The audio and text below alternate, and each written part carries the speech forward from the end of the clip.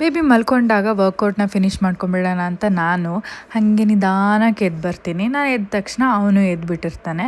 So ಇವತ್ತು ಅವನು 6 ಗಂಟೆಗೆ ಎದ್ದಿದ್ದ. ಬಟ್ ವರ್ಕೌಟ್ ಫಿನಿಷ್ ಮಾಡಿ ಬರೋಷ್ಟೊತ್ತಿಗೆ ಅವ್ನ ಪಾಪ ಟಯರ್ಡಾಗಿ ಮಲ್ಕೊಂಡ್ಬಿಟ್ಟಿದ್ದ.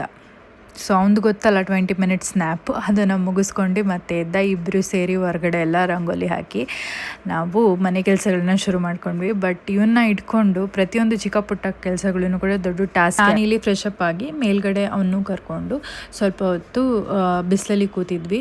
ಬೇಕಂತ ಅಂದರೆ it's equal to same as of vitamin D drops ಕೊಡೋದು ಒಂದೇ, ಆ್ಯಂಡ್ ಮೇಲ್ಗಡೆ ಸ್ವಲ್ಪ ಎಳೆ ಬಿಸಿಲಿದ್ದಾಗ ಹೋಗೋದು ಒಂದೇ. ಸೊ ಅದಾದಮೇಲೆ ಅವನಿಗೂ ಸ್ನಾನ ಮಾಡಿಸಿ ಅವನಿಗೂ ಏನೇನು ಡ್ರಾಪ್ಸ್ ಡೈಲಿ ಡ್ರಾಪ್ಸ್ ಏನಿರುತ್ತೆ ಅವನ್ನೆಲ್ಲ ಹಾಕಿ ದೇವ್ರ ಪೂಜೆನ ಮಾಡಿ ಅವನಲ್ಲಿ ಫಸ್ಟ್ ನ್ಯಾಪ್ ತೊಗೊತಾ ಇದ್ದಾನೆ. ಬೇಸಿಕಲಿ ಅದು ಸೆಕೆಂಡ್ ನ್ಯಾಪ್ ಆಗುತ್ತೆ, ಯಾಕಂದರೆ ಬೆಳಗ್ಗೆ ತುಂಬ ಬೇಗ ಇದ್ದಿದ್ದರಿಂದ ಅವನು ಬೆಳಗ್ಗೆನೂ ಒಂದ್ಸಲ ಮಲ್ಕೊಂಡಿದ್ದ. ಅಗೇನ್ ಈಗಲೂ ಅಷ್ಟೇ ಒಂದು 20 to 30 ಮಿನಿಟ್ಸ್ ಮಲ್ಕೊತಾನೆ. ಸೊ ಆ ಗ್ಯಾಪಲ್ಲಿ ನಾನು ನನ್ನ ಫಸ್ಟ್ ಮೀಲ್ ತೊಗೊತಾ ಇದ್ದೀನಿ.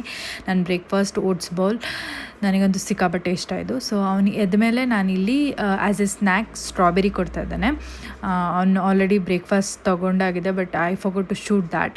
ಸೊ ಇಲ್ಲಿ as a first snacks I am giving him strawberry. ಅದಾದಮೇಲೆ ನಾವಿಲ್ಲಿ ಅವನ ಬಟ್ಟೆಗಳನ್ನೆಲ್ಲ ವಾಶಿಗೆ ಹಾಕ್ತಾಯಿದ್ದಾನೆ. ಒಟ್ಟಿಗೆ ಅವನದೆಲ್ಲ ಬಟ್ಟೆನೂ ಒಂದ್ಸಲ ಹಾಕ್ಬಿಡ್ತೀನಿ. ಆ್ಯಂಡ್ ನಮ್ಮನೇಲಿ ಇಲ್ಲಿ ಯಾವುದೇ ಬಟ್ಟೆ ವಾಶ್ ಮಾಡೋದಕ್ಕೆ ನಾವು ಯಾವುದೇ ರೀತಿಯ ಡಿಟರ್ಜೆಂಟ್ ಸೋಪ್ಗಳನ್ನ ಯೂಸ್ ಮಾಡಲ್ಲ. We use bio enzymes, completely chemical free. And then ನಾನು ಹೀಗೆ ವಾಕ್ ಮಾಡ್ಕೊಂಡು ಅವನಿಗೆ ಮಧ್ಯಾಹ್ನ ಮಲಗಿಸ್ಬಿಡ್ತೇನೆ, ಬಿಕಾಸ್ ನಾನು 10K ಸ್ಟೆಪ್ಸ್ನ ಕೌಂಟ್ ಫಿನಿಷ್ ಮಾಡಬೇಕು. ಸೊ ಹಾಗಾಗಿ ಸಂಜೆ ನನ್ನ ಹಸ್ಬೆಂಡ್ ಬಂದಾಗ ಅಲ್ಲೇ ನಿಯರ್ ಗೋಬಿ ಮಂಚೂರಿ ಸೆಂಟರ್ ಇತ್ತು. ಸೊ ಅಲ್ಲಿಗೆ ಹೋಗೋಣ ಬಾ, ಜನ ಕಡಿಮೆ ಇದ್ದಾರೆ ಅಂತ ಹೇಳ್ದ. ಬಟ್ ಅಲ್ಲಿ ಹೋದಾಗ ಸ್ಟಿಲ್ ಜನ ಇದ್ದರು. ಸೊ ನಾನು ಆ ಗ್ಯಾಪಲ್ಲಿ ಹಾಗೆ ವಾಕ್ ಮಾಡಿ 10K ಸ್ಟೆಪ್ಸ್ ಕಂಪ್ಲೀಟ್ ಮಾಡಿದೆ. ಆ್ಯಂಡ್ ನಾನು 1 or 2 ಬೈಟ್ಸ್ ಅಷ್ಟೇ ತಿಂದಿದ್ದು ಬಿಕಾಸ್ ಆಫ್ ಡಯಟ್. ಹೀಗಿತ್ತು ನನ್ನ ಡೇ. ಮತ್ತೆ ಸಿಗ್ತೇನೆ, ಬಾಯ್.